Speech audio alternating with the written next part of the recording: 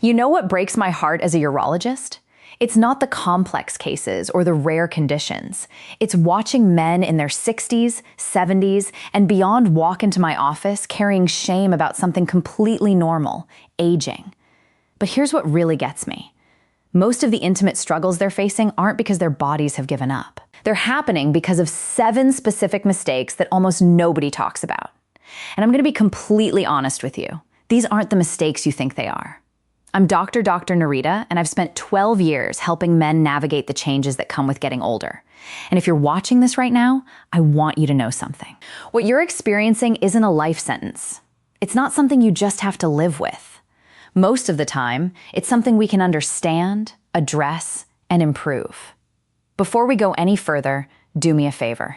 Hit that like button if you want more honest health conversations like this one, and drop a comment telling me where you're watching from.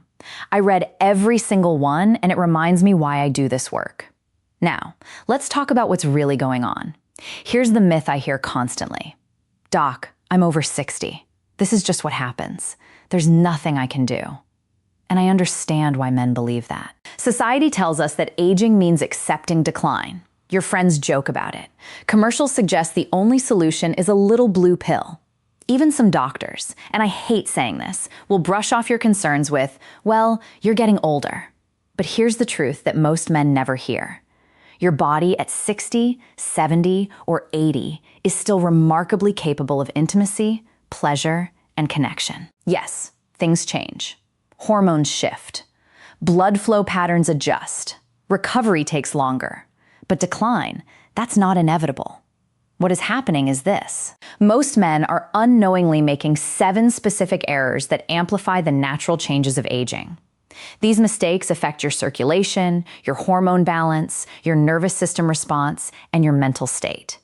They create a cascade effect where one small problem triggers another, then another, until you're dealing with something that feels overwhelming. But here's the beautiful part, and please hear me on this. Most of these errors are completely reversible. Not overnight, not with some miracle cure, but with understanding and small, consistent adjustments. So today, we're going to walk through these 7 overlooked mistakes together. I'm going to explain what's actually happening in your body, why it matters to your daily life and dignity, and most importantly, what you can do about it. Now, before we dive in, I want to share why this conversation matters so much to me personally. In my 12 years as a urologist, I've sat across from thousands of men having the hardest conversations of their lives. I've seen the frustration in their eyes. I've heard the silence that fills the room when they can't find the words. I've watched marriages strain under the weight of things that aren't being said. But I've also witnessed something incredible. When men understand what's happening in their bodies, not just the what, but the why, everything changes. The shame lifts. The fear becomes manageable. And suddenly, improvement doesn't seem impossible anymore. I remember one patient, Roger, who came to see me at 67.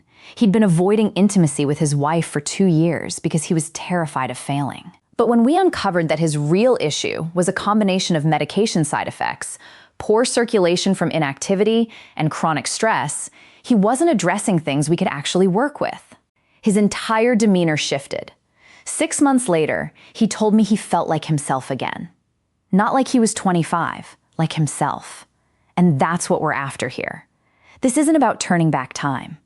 It's about understanding your body well enough to work with it, not against it. So, let's get into these 7 errors. And I promise you, at least 2 or 3 of these are going to sound familiar. Error number 7, ignoring the medication side effects hiding in plain sight. Let's start with something that affects almost every man over 60, but hardly anyone connects the dots on medications. If you're taking pills for blood pressure, cholesterol, anxiety, depression, or even just occasional heartburn, there's a very real chance those medications are affecting your intimate health. And nobody warned you about it. Here's what's happening biologically. Many common medications, especially blood pressure drugs, antidepressants, and even some acid reflux treatments, affect the delicate balance of neurotransmitters and blood flow that intimacy requires.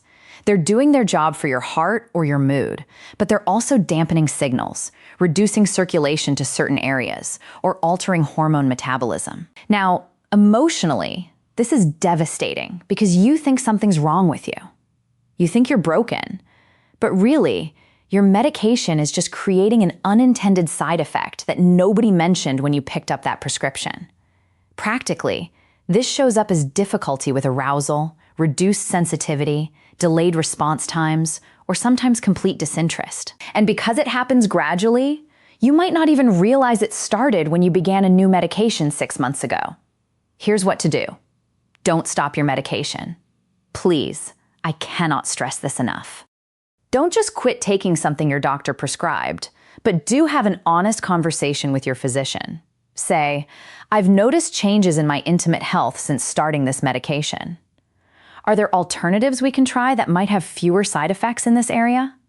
Many times, there are. Different classes of blood pressure medications, for example, have vastly different side effect profiles. Your doctor can often find something that protects your heart without compromising your intimate life. And if you're watching this thinking, I should probably check this out, drop a comment below. Let me know if this resonates, because I guarantee you're not alone. Error number 6, treating your body like it still runs on 30-year-old fuel. This one's tough because nobody wants to hear it, but I'm gonna say it with love. What you eat matters more now than it ever has. When you were younger, your body could compensate for a poor diet. Your vascular system was resilient. Your hormone production was robust. You could eat fast food 3 times a week and still function fine. But after 60, your body needs support. And one of the biggest overlooked errors I see is men continuing to eat inflammatory, circulation-damaging foods without realizing how directly it affects their intimate health. Here's the biology. Intimacy requires excellent blood flow. Your blood vessels need to dilate quickly and efficiently. But when your diet is high in processed foods, excess sugar, and unhealthy fats, you develop something called endothelial dysfunction. That's just a fancy way of saying the inner lining of your blood vessels gets stiff and inflamed. Blood doesn't flow as freely, and that affects everywhere blood needs to go, including the areas critical for intimate function. Emotionally, this shows up as frustration and confusion. You think, why isn't my body working? But your body is working.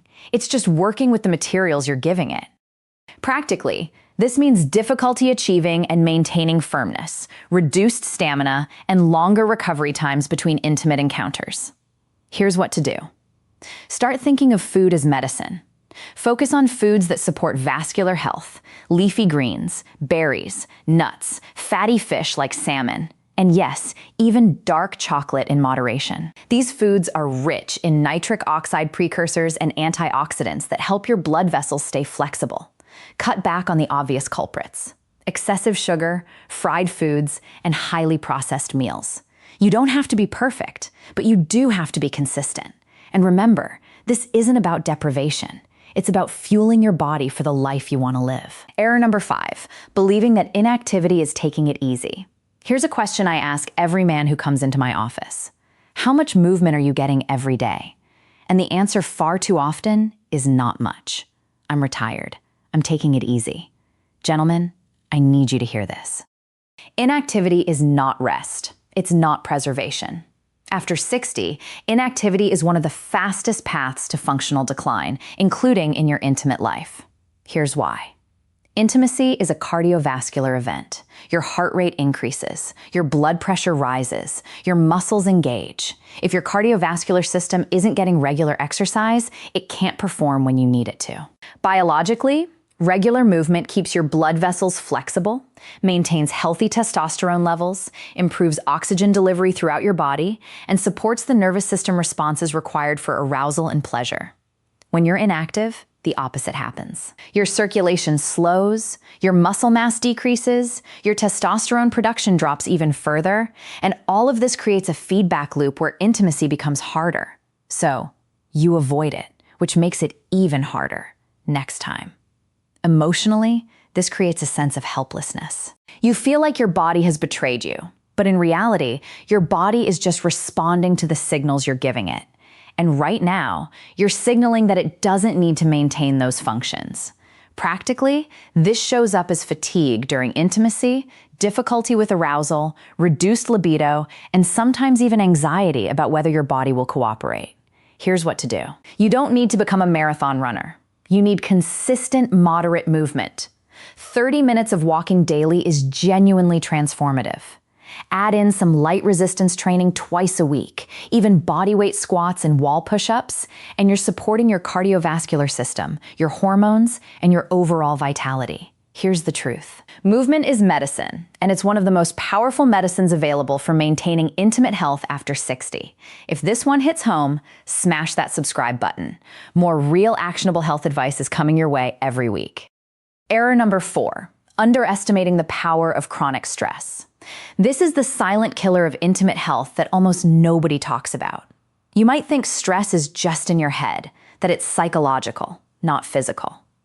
But let me tell you what happens in your body when stress becomes chronic. Your body releases cortisol, a stress hormone.